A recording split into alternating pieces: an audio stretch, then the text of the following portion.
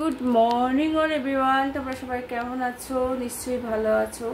Welcome back to my channel Arpita De hashtag my blog. Today হচ্ছে Thursday, আর Thursday হচ্ছে আজকে ইন্ডিপেন্ডেন্স ডে 15 আগস্ট, আর 78তম স্বাধীনতা দিবস, তাই তো? 78 আমার স্বাধীনতা দিবস। আজকের দিনে দাঁড়িয়ে এখনো পর্যন্ত আমাদের দেশ ঠিকভাবে স্বাধীন হতে পারেনি। তার কারণ আমরা মেয়েরা যারা এখন লেখাপড়া শিখে বড় হতে চাইছি, নিজেদের অ্যাম্বিশন গড়ে তুলতে চাইছি, যেটা কিনা অনেকদিন আগে যখন স্বাধীনতা হয়েছিল তখনকার দিনেকার মেয়েরা অত শিক্ষিত ছিল না, ঘরে ঘরে সবাই লেখাপড়া অত জানতো না। সেই যুগে দাঁড়িয়ে আজকাল যা আমরা প্রত্যেকেই যেরকম সিচুয়েশানে থাকি না কেন, সেই সিচুয়েশান অনুযায়ী আমরা লেখাপড়া করছি। গভর্নমেন্টের স্কুলে কেউ কেউ পড়ছি, কেউ কেউ প্রাইভেট স্কুলে পড়ছি, ইংলিশ মিডিয়াম যে স্কুলগুলো। তারপরেও দেখো আজকালকার যুগে দাঁড়িয়ে আমরা লেখাপড়া শিখে নিজেদের অ্যাম্বিশন পূরণ করার জন্য চাকরিতে চেষ্টা করছি, চাকরির জন্য। এরকম কেউ ডাক্তারি নিয়ে পড়ছে, তো কেউ ইঞ্জিনিয়ারিং পড়ছে মেয়েরা, কেউ আইএস অফিসার র্যাঙ্কিংয়ের জন্য পড়াশোনা করছে। আমাদের সিকিউরিটি নেই। রাত্রি হলে মেয়েদের ঠিক টাইমের আগে, 9টার আগে বা 10টার আগে ঘরে ঢুকে পড়তে হচ্ছে। রাস্তায় কোনো মেয়ে একা থাকলে তার উপর টর্চার করা হচ্ছে। আজকের দিনে দাঁড়িয়ে সেখানে দেশ স্বাধীন হয়েছে ঠিকই, আমরা মেয়েরা কেউ কিন্তু এখনও স্বাধীন হতে পারিনি। তাই তোমাদের কাছে আমি কমেন্ট সেকশানে দেখতে চাই তোমরা কি লিখতে চাও আজকের দিনটাকে নিয়ে। আমি বলতে চাই যে একটা কথাই, রবীন্দ্রনাথের সেই গল্প, রবীন্দ্রনাথের সেই কবিতা, রবীন্দ্রনাথের সেই গান কোথায় হারিয়ে গেছে। সঙ্গে সঙ্গে স্বাধীনতা দেশাত্মবোধক যে নজরুল গীত, কবি নজরুল ইসলাম, তার যে লেখা কবিতা কোথায় হারিয়ে গেছে। কোথায় হারিয়ে গেছে সেই সব কবিদের সমস্ত কিছু সাহিত্য, কোথায় হারিয়ে গেছে মানুষের বাঙালির যে বাঙালিদের বাংলা মাতৃভাষা, কোথায় হারিয়ে গেছে মানুষের মনুষ্যত্ব, কোথায় যেন একটা গিয়ে লুকিয়ে পড়েছে মানবিক বিহেভিয়ার অ্যান্ড তার সঙ্গে সঙ্গে মানসিকতার পরিচয় সঙ্গে সঙ্গে হারিয়ে গেছে, লুপ্ত হয়ে গেছে আজকাল নারীদের এই অসম্ভব শক্তি। একটা দুর্গা মা, যেরকম আমরা দুর্গা ফেস্টিভ্যাল পুজো করে থাকি দুর্গা মাকে, একটা নারী মানে সেই মা দুর্গার সমান। সেই নারীকে কিনা করা হচ্ছে হত্যা নৃশংসভাবে, সেই নারীর উপর করা হচ্ছে নানারকম প্রলোভন, অত্যাচার, নানা কিছু।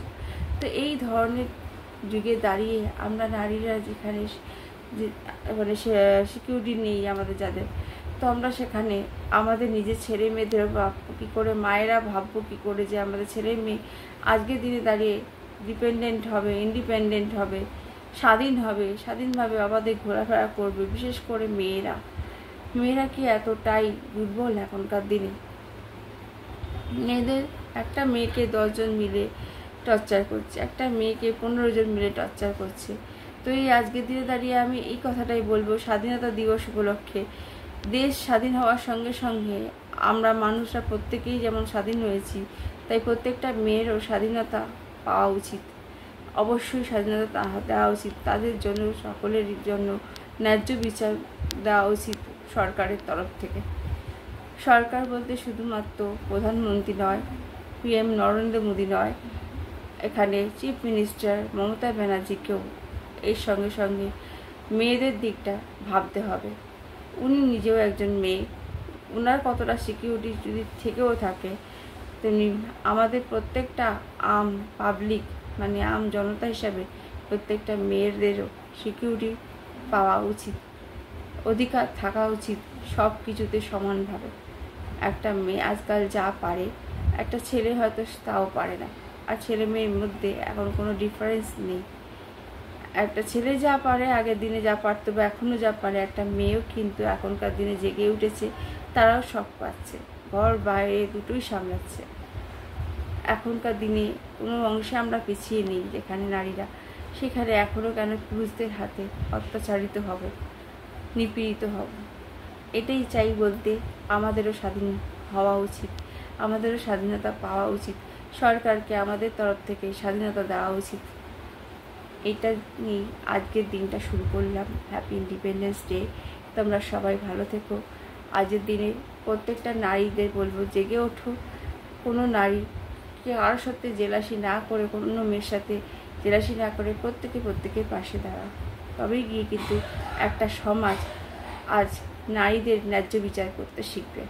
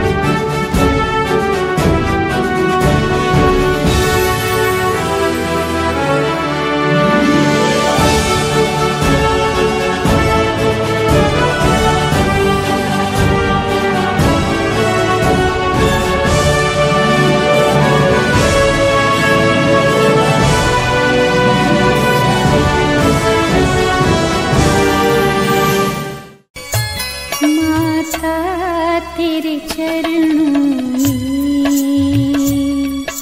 स्थान जो मिल जाए, माता तेरे चरणों में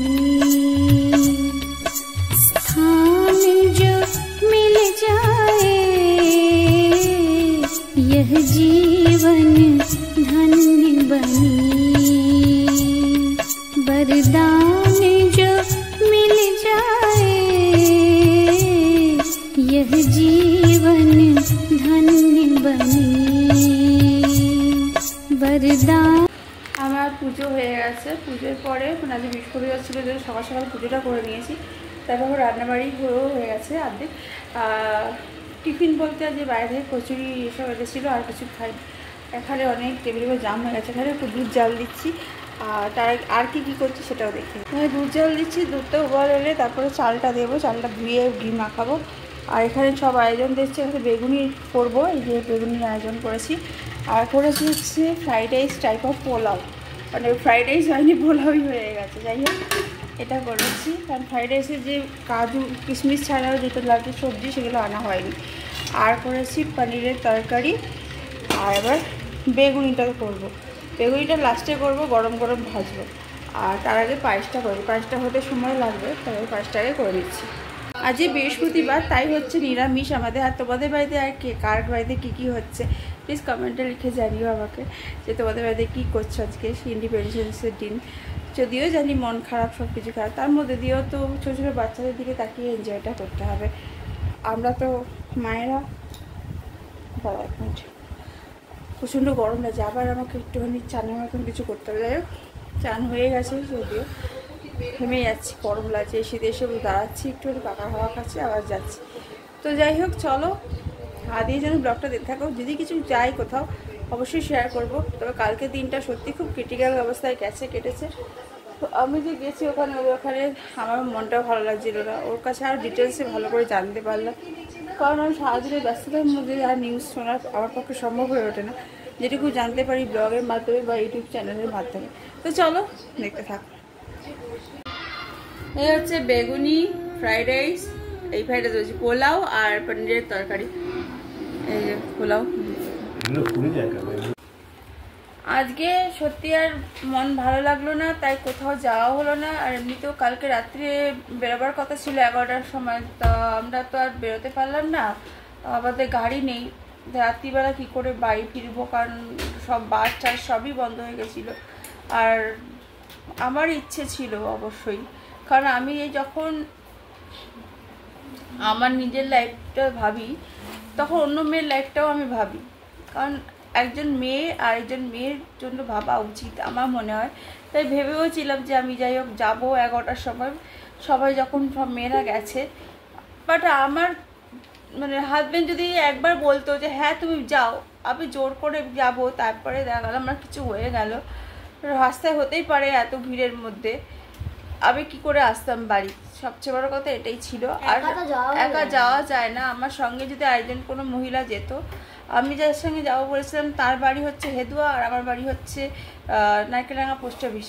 তো এত দূরে বাড়ি, ওদের সঙ্গে আমাদের তো মানে করা যেত না। আর ওনারা যাবে বাইকে দুজন, ওনার হাজব্যান্ড ওনার ওয়াইফকেও নিয়ে যাবেন। আর আমি তাহলে আমার হাজব্যান্ডের সঙ্গে কী করে যাব? আবার ছেলে মেয়েটা কোথায় থাকবে? ওরা না ওদের বন্ধুর বাড়িতে রয়ে গেল, কিন্তু আমার হাজব্যান্ড এতটাই শরীর খারাপ তার। আমি ভাবলাম যে না বলি একবার, তারপর ও বললো যে দেখো যেতে পারো। ঘটনাটা তো এতটাই সিরিয়াস। আমরা মানে বললাম মানে আমরা নেট দুনিয়ার সঙ্গে যুক্ত ঠিকই, আমি তো সারাক্ষণই বললাম না যে কাজের মধ্যে বাচ্চাদের নিয়ে এই পড়াশোনা এইসব নিয়ে ভাবনা চিন্তা করি। আর মানে এতটা যে বাজেভাবে নৃশংসভাবে মেয়েটিকে হত্যা করা হয়েছে না, আমি জাস্ট কল্পনা করতে পারছি না কি অবস্থা করেছে মেয়েটার। জীবনে সেই মানুষগুলো যে যারা করেছে তারা যাতে আর দ্বিতীয়বার জন্মাতে না পারে ভগবানের কাছে এটাই প্রার্থনা করব। নরকেও যেন তাদের ঠাঁই না মেলে। মানে আমি কেন বলতে চাইছি, একটা মানুষ কখন রেগে যায় যেন এত। আমি মেয়ে, আমিও তো বাবারই একটা মেয়ে, এরকম বাবার একটা মেয়ে প্রচুর আছে। ভাবো তো ওই মেয়েটিকে কত কষ্ট করে তার বাবা মা ডাক্তারই পড়িয়েছে। আমরা তো খুব গর্ব করি আমরা এই পড়েছি গর্ব না বলি তো ও তো ডাক্তারই পড়েছে, পড়ে ডাক্তার হওয়ার জন্য এখানে এসেছিল, প্র্যাকটিস করছিল। যেখানে মেয়েটাকে এভাবে মেরে দিল মানে কি এমনি খুন করে সেটা আলাদা, সেই জন্য যাচ্ছে তাই পাবে তা ওর দেহের ওপর অত্যাচার করেছে। সেই অত্যাচারের প্রতিশোধ কি কারোর নেওয়া উচিত নয়? আমি চাইছি যে ওই মেয়েটি আসুক ফিরে, ওর আত্মা ফিরে আসুক, এসে ওদের বদলা নিক। যদিও জানি এগুলো হয়তো রিয়েল লাইফে হয় না, আবার অনেক সময় হয় সত্যি, কিন্তু আমি চাই। কারণ মন্ত্রী, দেশের নেতা মন্ত্রীরা তো কিছু করতে পারবে না, তারা তো খালি ভোট খাবে আর খেয়ে নিজেরা পয়সাগুলো খাবে মানুষের। আমাদের রক্ত ঘাম ঝরার পয়সা, রোজগার করার পয়সা ওরা কারি করে এটার মাধ্যমে, এই আজকে গ্যাস নিলে গ্যাসের পাইপ নিতে হবে, কালকে ওই ট্যাক্স, জলের ট্যাক্স, অমুক ট্যাক্স, ইলেকট্রিক বিল, এত টাকা, ওইগুলোর মাধ্যমে ওরা বড়লোক হচ্ছে। মানুষের কাছ থেকে জমির কর এসব নিয়ে বড়লোক হচ্ছে। হ্যাঁ, মানুষের ভোট নিয়ে নিজেরা বড়লোক হচ্ছে। আমরা কি হতে পেরেছি? আমরা বড়লোক তো দূরের কথা, গরিবই থাকছি, তারপরে আমাদের উপর অত্যাচারও করা হচ্ছে। কেউ যদি আমাদের মধ্যে কেউ ডাক্তার ইঞ্জিনিয়ার হতে যাচ্ছে, মেয়েরা বিশেষ করে আজকালকার দিনে সেফটি নেই কেউ। দিল্লির মতন জায়গায় এরকম ঘটনা প্রচুর ঘটেছে, আমরা নিজের চোখে দেখেছি। এবং প্রত্যেকটি গ্রামে পশ্চিম বাংলায় এরকম অনেক ঘটনা ঘটছে। এখন আবার এই কলকাতায় আরজি করের মতন হসপিটালে এরকম ঘটলো। তারপরে কি বিশ্বাস করা যায় যে কোনো ডাক্তারকে এভাবে দেখিয়ে আমরা ঠিকঠাক থাকতে পারবো? আর তারপরে এই ওষুধের মধ্যে ড্রাগ মেশানো, এটা তো আজকের কথা নয়, অনেক দিন ধরে হয়ে আসছে। কি করতে পেরেছে প্রশাসন? কি করতে পেরেছে? কিছুই তো করতে পারেনি। আমার কথা বক্তব্য হচ্ছে প্রশাসন যে কিছু করতে পারছে না, আমজনতা সেখানে কি করবে? আমরা যে কেউই সেফটি নয় সেটাই আমার বলার উদ্দেশ্য। যেসব পুরুষরা ধরো এসবের মধ্যে নেইও, আর 100% মধ্যে হয়তো 90% খারাপ বা 10% ভালো বা 14% ভালো, তো আমি তাদের কথা বলছি। সেই সব পুরুষরা যারা ভালো তারাও কিন্তু সেফটি নেই এখন। এই যাদবপুরের ঘটনাকাণ্ডটা দেখেছিল তো নিশ্চয়ই, ইনসিডেন্টটা সবাই শুনেছো কলকাতায়। তাহলে এই ধরনের ঘটনা পরপর ঘটেই চলেছে। স্কুল, কলেজ, তারপরে হসপিটাল, কোন জায়গায় বাদ যাচ্ছে এখন? অফিস। এবার কি বাড়িতেও শুরু হবে নাকি মেয়েদের ওপর অত্যাচার? কি যুগের পর যুগ ধরে এই ধরনের অত্যাচার তো বহু হয়ে এসেছে, এবার বদলা নেওয়ার সময় এসেছে। যারা যারা এরকম করবে তাদের এগেইনস্টে মেয়েদের এবার বদলা নিতেই হবে। সমস্ত মেয়েদের বলছি জাগো এবার সবাই। আমিও তাই চাইছি যে আমিও নিজেও নিজে তো জেগে আছি, কিন্তু হয়তো কিছু করতে পারিনি এখনো পর্যন্ত। সেটা সত্যিকারেরই হোক মেয়েদের নতুন করে নবজাগরণ, যেটা কিনা রামমোহন রায় অনেক বছর আগে রেনেসাঁস প্রতিষ্ঠিত করেছিলেন। নবজাগরণ যেটা প্রত্যেকের মধ্যে নবজাগরণ ঘটিয়েছিল। আমি চাই মেয়েদের মধ্যেও এই নবজাগরণটা ঘটুক, বিকজ এই ধরনের অত্যাচার দিনের পর দিন, এইভাবে মেয়েদের উপর টর্চার দিনের পর দিন, শুধু মেয়েরা নয় ছোট ছোট বাচ্চাদেরকে কিডন্যাপিং করে তাদেরকে মেরে ফেলা হচ্ছে, তাদের উপর টর্চার করা হচ্ছে দিনের পর দিন। আমরা নেতা মন্ত্রী নাই হতে পারি, আম জনতা বা ব্লগার, যাই হোক আমরা ব্লগের মাধ্যমে হয়তো জাস্ট বলতে পারছি, এছাড়া পরে আর কোনো কিছু করতে পারছি না। কিন্তু পুলিশ প্রশাসন কি করছে, যাদের ঘাড়ে এইসব রেসপন্সিবিলিটি রয়েছে, তারা সত্যিকারে করতে পারছে কিছু? আদৌ পর্যন্ত ধরা পড়ছে সেসব লোকেরা? এত এত লোক সব বাজে বাজে কাজ করে বেড়াচ্ছে, মেয়েদের উপর এত টর্চার করে বেড়াচ্ছে, ঘরে বাইরে। আমরা ঘরেই বা কিভাবে সেফটি থাকবো? আমাদের এখন এই চিন্তা ভাবনা হয়ে উঠেছে। বাইরে বেরোলে মেয়েদের এখন সিকিউরিটি চাইছি। কেন চাইছে? কারণ বাইরে বেরোলে কি মেয়েরা কেন সিকিউরিটি চাইছে?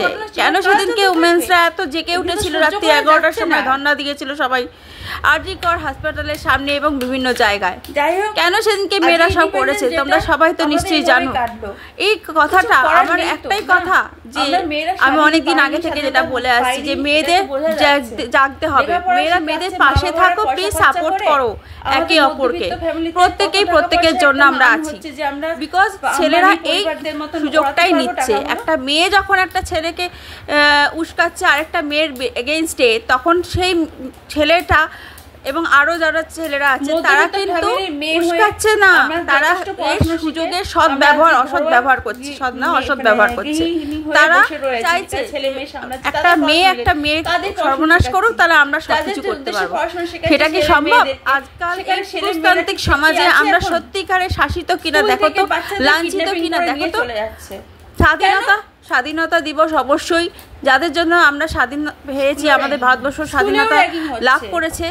আজ 78তম স্বাধীনতা দিবস উপলক্ষে স্বাধীনতা দিবস অবশ্যই পালন করা হবে, সব জায়গায় পালন করা হয়েছে। তার জন্য আমি কিছু মনে করি না। আমার কথা একটাই, মেয়েদেরও স্বাধীন হতে হবে। মেয়েরা কেন পিছিয়ে থাকছে? যেখানে আজকাল মেয়েদের তার বাবা মারা নানাভাবে চেষ্টা করছে, ডাক্তারি ইঞ্জিনিয়ারিং পড়াচ্ছে, তার সঙ্গে সঙ্গে কারোর গভর্নমেন্ট সার্ভিস করার ইচ্ছে থাকলে তাদের সেই পড়াচ্ছে, তারপরেও কেন মেয়েরা পিছিয়ে থাকবে? সে ঘরে যে কোনো একটা মহিলার কারণে হোক, একটা পুরুষের কারণে হোক, আমি বলছি না সবের পেছনে একটা মেয়ে আছে, যার যেই মেয়েদের জন্য পুরুষরা এত সাহস পাচ্ছে যে তাদের বউ বা তাদের এত মানে ভাগ্নি বা তাদের কোনো কি বলবো দেওরের বউ বা তাদের শালি এদের উপর অত্যাচার করা, আগে বড় বড় শালার বইয়ের উপর অত্যাচার করা।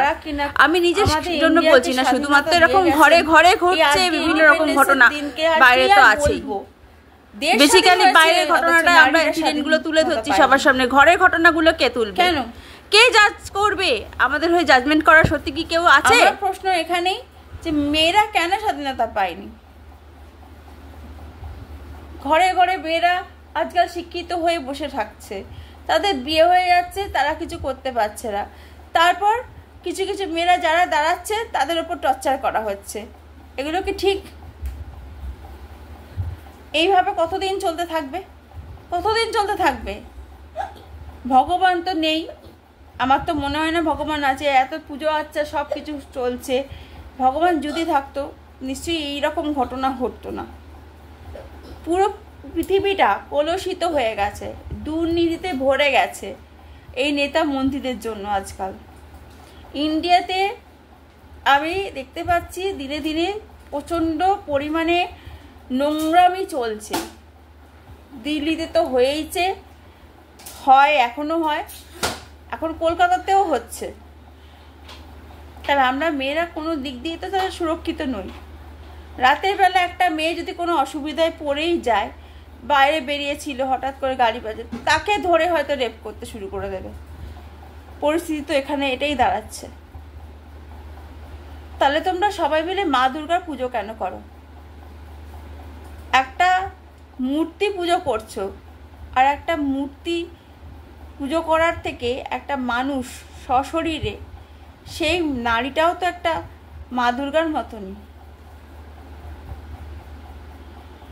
এই কথাটা অনেকবার বলেছি, আজও বলতে বাধ্য হচ্ছি।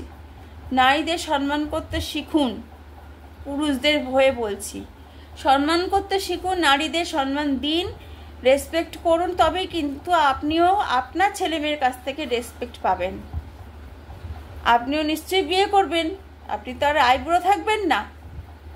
যেদিনকে বিয়ে করবেন সেদিনকে আপনিও রেসপেক্ট পাবেন, আপনারও তো ছেলে মেয়ে হবে। তাই প্রত্যেকটা মেয়েকে রেসপেক্ট করতে শিখুন, সে ছোটই হোক বড়ই হোক যেই হোক। স্নেহ দিতে শিখুন, ভালোবাসতে শিখুন বাচ্চাগুলোকে। এভাবে কিডন্যাপিং করবেন না। এভাবে প্রত্যেকটা মেয়েকে আরে দেখে নিয়েছে বলে তাকে মেরে ফেলতে হবে, তারপর আবার নৃশংস খুন, এভাবে উল্টো পাল্টা জায়গায় উল্টো পাল্টা হাত দিয়ে খুন করে দিল পুরোপুরি। একটা মেয়ে চোখ দিয়ে জলের পরিবর্তে রক্ত বেরোচ্ছে, তাতে কত পরিমাণে তার ক্ষতি করেছে।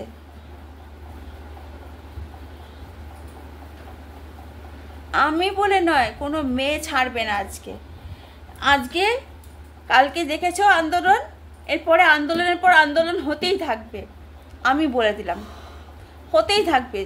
যদি পুলিশ প্রশাসন, নেতা মন্ত্রীরা প্লিজ ব্যবস্থা না নিয়েছে, মেয়েদের বিচার চাই। আজকে আবার এরকম ধরনের ঘটনা কোথাও ঘটতে দেখো, তোমরা মেয়েরা প্লিজ জেগে ওঠো। দরকার পড়লে, যদি দরকার পড়ে আমাদের রিভলভার নিতে হবে, দরকার পড়লে আমাদের তরোয়াল নিতে হবে। কারণ এখন মুক্তিযোদ্ধা হিসাবে নারীরা সেই সমস্ত লোকেদের জন্য, আজকালকার দিনে লোকেদের এগেইনস্ট আর কি লড়াই করতে হবে। ভালো ভালো কিছু দেখাবো। আমি কেন আটকে যাচ্ছিলাম আমার কথাটা, জাস্ট আমি ভাবতে পারছি না এমন ঘটনা ঘটবে এই পৃথিবীর বুকে, যেটা ঘরেও হচ্ছে, বাইরেও হচ্ছে, সব জায়গায় মেয়েরা নির্যাতিত হচ্ছে। মেয়েদের হয়ে কেউ বলার নেই, ছেলেদের পাশে সবাই আছে, মেয়েদের হয়ে কেউ বলার নেই, মেয়েদের পাশে কেউ নেই। সেই জন্যই বলছি, তোমরা মেয়েরা প্লিজ, যারা এরকম জেলাসি পানা করছো বা যারা হিংসা করো একে অপরের সঙ্গে, এটা ছেড়ে দাও। তুমিও ভাবো তোমার পাশে কেউ নেই, আর যার সঙ্গে করছো তার পাশে কেউ নেই ভেবে পরস্পর একত্রিত হয়ে, মিলিত হয়ে পুরুষদের এগেইনস্টে, যেসব পুরুষরা এরকম অত্যাচার করছে তাদের থেকে বড় কথা, তাদের এগেইনস্টে লড়াই করো, যুদ্ধ করো। দরকার পড়লে একটা এনজিও সংস্থা গড়ে তোলো, সমাজকে, বিশেষ করে নারীদের সমাজকে উন্নত করতে সাহায্য করো। এরকম মেয়েরা আছে যেরকম, যে একটা মেয়ে ভালো না দেখতে পেয়ে সেই মেয়েটা কি করছে, সেই জ্বালায় হিংসায় অন্য মেয়ের ক্ষতি করার জন্য সেই পুরুষদের ঢেলিয়ে দিচ্ছে। তো এগুলো কি ঠিক? মোটেও ঠিক নয়। তুমিও তো নারী একজন, তুমি কি করে পাচ্ছ অন্য মেয়ের ক্ষতি করতে? তোমার ক্ষতি হবে না কোনোদিনও। আর যাকে লেলাচ্ছ সে তো একটা পুরুষ, তার সঙ্গে তোমার কি সম্পর্ক? পুরুষের সঙ্গে সম্পর্ক রাখতে গিয়ে নিজেদের ভবিষ্যৎটাই ক্ষতি করছো। অন্য মেয়ের ক্ষতি করার আগে নিজের ভবিষ্যৎটা পেছনে পড়ে রয়েছে, ফিরে তাকাও আগে। গুড মর্নিং ফ্রেন্ডস, সবাই কেমন আছো? নিশ্চয়ই ভালো আছো। Welcome back to my channel পিটাতে হ্যাশট্যাগ মাই ব্লগ। আজকে এখন করছি শুক্তো। এর আগে অনেক কিছুই হয়ে গেছে, ব্রেকফাস্ট হয়ে গেছে, ছেলে মেয়ে স্কুলে গেছে, আর এই করলা ভাজা করবো। আর এখানে রয়েছে অনেক কিছু, দেখিয়ে দিচ্ছি একটুখানি কী কী আছে। এনেছে পটল ভাজা, মানে পাকা পটল ভাজা, আর এই মাছের তেল এনেছি অল্প, তার বড়া করেছি আতপ চালের গুঁড়ো দিয়ে, পেঁয়াজ দিয়ে, রসুন দিয়ে। আর এইটা হচ্ছে এটা হচ্ছে ইলিশ মাছ। ইলিশ মাছটা এরকম তেল পাতুরি করেছি বেগুন দিয়ে, কাঁচা লঙ্কা দিয়ে। আর তো ভাত আছে তবে, আর দুধ জাল দিয়ে গেছি। আর এটা হচ্ছে কাতলা মাছের আলু দিয়ে রসা করেছি। আজকে লাঞ্চে এটাই মেনু। আর উচ্ছে ভাজা করবো, ব্যাস হয়ে যাবে। শুক্তোটা করছি, পেটটা ঠান্ডা থাকে উচ্ছে ভাজা, তাই জন্য শুক্তোটা করছি। শুক্তোটা হয়ে গেলে আবার উচ্ছেটা ভাজলে আবার হয়ে যাবে আজকে রান্নাটা। আর বিকেলে আমরা একটু বেরোবো, আমাদের বেরোতে হবে। তো যাই হোক, আজকের মতন লাঞ্চের প্রিপারেশন এখানে না। কালকে আমি লাস্ট পর্যন্ত আর ভিডিওটা করতে পারি তোমাদের। তবে একটা কথা বলেছি যে কালকে সত্যি কোথাও বেরোয়নি, ভালোও লাগছিল না, শরীরটা আর মনটা তো ভালো নেই এমনিতেও। সবারই আমাদের মেয়েদের মন কারোরই ভালো না, তার মধ্যে দিয়েও আমাদের কাজ আমাদের করে যেতে হবে, এগিয়ে চলতে হবে, থেমে থাকলে চলবে না। সারাদিনে কী করবো না করবো সবই শেয়ার করবো বলেছিলাম, বাট কিন্তু করে উঠতে পারিনি বিকজ আমরা রেস্ট দিচ্ছিলাম। এবার যেটা করব সেটা হচ্ছে কতগুলো জিনিস, সেটা কিন্তু লাইভে দেখাবো। আমার হোয়াটসঅ্যাপের নাম্বারটা আমি অবশ্যই বলে দেবো। হোয়াটসঅ্যাপ নাম্বার হচ্ছে 9830470623। হোয়াটসঅ্যাপ নাম্বার হচ্ছে 98304706। এই হোয়াটসঅ্যাপ নাম্বারে গ্রুপ থাকবে, যেই গ্রুপে তোমরা আমাকে পাঠাবে তোমাদের কি শাড়ি দরকার, কি দরকার। আর লাইভ আসতে চলেছে খুব শীঘ্রই, কবে কোন সময় আমি লাইভ করব সেটা বলে দেব। আজ রাতের দিকে একটা লাইভ করতে পারি, করলেও, বাট আজ যদি না করার থাকে তো কালকে অবশ্যই করব লাইভ। তো লাইভে আসছি অবশ্যই শাড়ি নিয়ে কিছু, আর কিছু হাতের যে কাজের আছে মানে বেড কভার, বেডশিট, সেগুলোও নিয়ে আসছি। খুব তাড়াতাড়ি দেখা হবে। নতুন ব্যবসা, নতুন জীবন, নতুন লাইফ স্টার্ট হচ্ছে আমার লাইফেও। আর আমি চাইও এগিয়ে যেতে। যেসব মেয়েরা পিছিয়ে আছো তারাও এগিয়ে চলো। দেখতেই তো পারলে একজন ডাক্তারের কি ক্ষতি করলো, কিন্তু এই ক্ষতির পরেও কিন্তু আমরা থেমে থাকবো না। আমরা যদি থেমে থাকি, আমরা যদি এই ভয়ে নিজেকে লুকিয়ে রাখি, তাহলে এরা আরও সুযোগ পেয়ে যাবে আমাদেরকে পথে বসানোর। তাই আমাদের এগোতে হবে, তাই থেমে থাকবো না।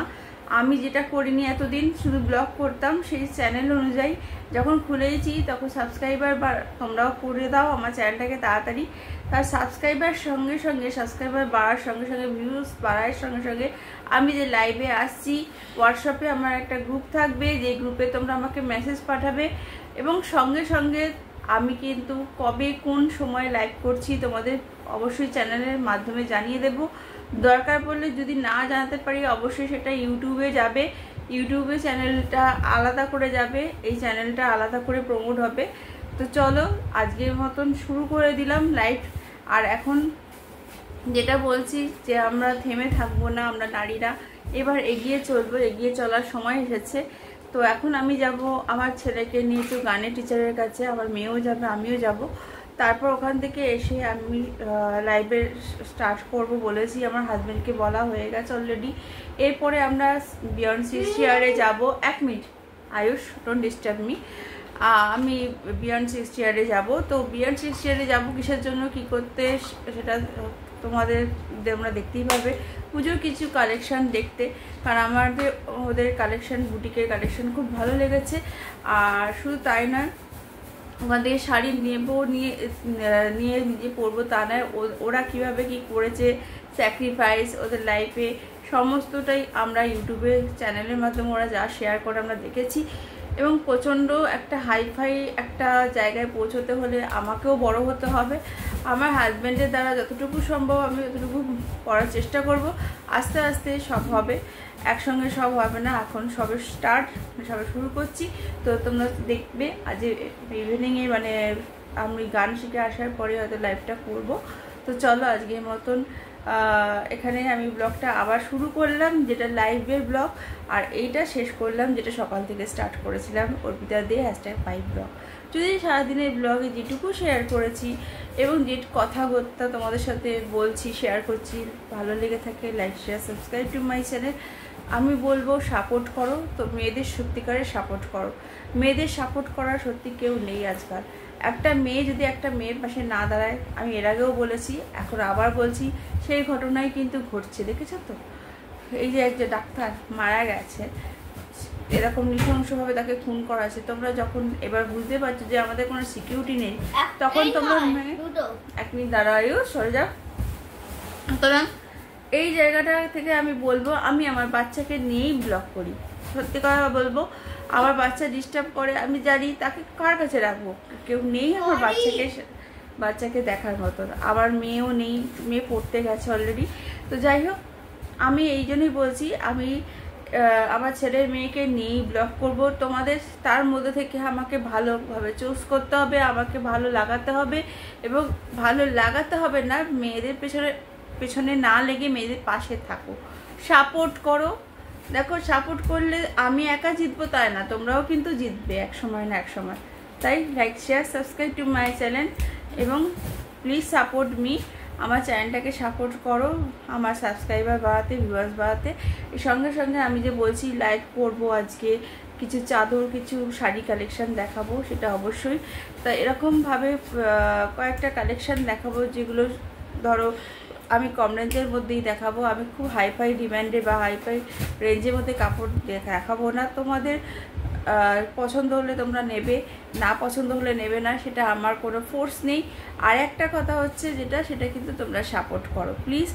আর সেই চ্যানেল যা আসবে লাইভে, যা কিছু শেয়ার করবে ইউটিউব চ্যানেলে, সেইগুলো তোমরা তোমাদের যে গ্রুপ আছে বা তোমাদের যে চ্যানেল আছে বা তোমাদের যে ফেস গ্রুপ আছে সেখানে শেয়ার করবে। Okay, good morning all everyone, তোমার সবাই কেমন আছো? নিশ্চয়ই ভালো আছো। Welcome back to my channel অর্পিতাদের হ্যাশট্যাগ মাই ব্লগ। আজকে নিউ ব্লগ নিয়ে আবার হাজির হলো। আজ হচ্ছে স্যাটারডে, কামিং আপ আসছে, যেটা হচ্ছে রাখি পূর্ণিমা, মানে ইন্ডিপেন্ডেন্স ডে পরেই রাখি পূর্ণিমা চলে আসে, সব রক্ষাবন্ধন, যেদিকে কিনা বোনেরা ভাইয়ের হাতে রাখি বাঁধে।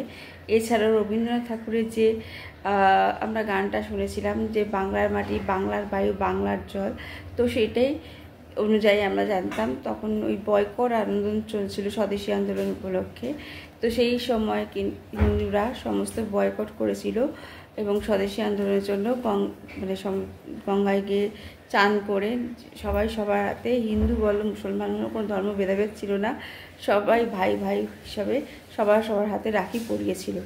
আর তখন এই রবীন্দ্রনাথ ঠাকুরের এই গানটা ছিল যে বাংলার মাটি, বাংলার জল, বাংলার বায়ু, বাংলার ফল, পূর্ণ হোক, পূর্ণ হোক, পূর্ণ হোক।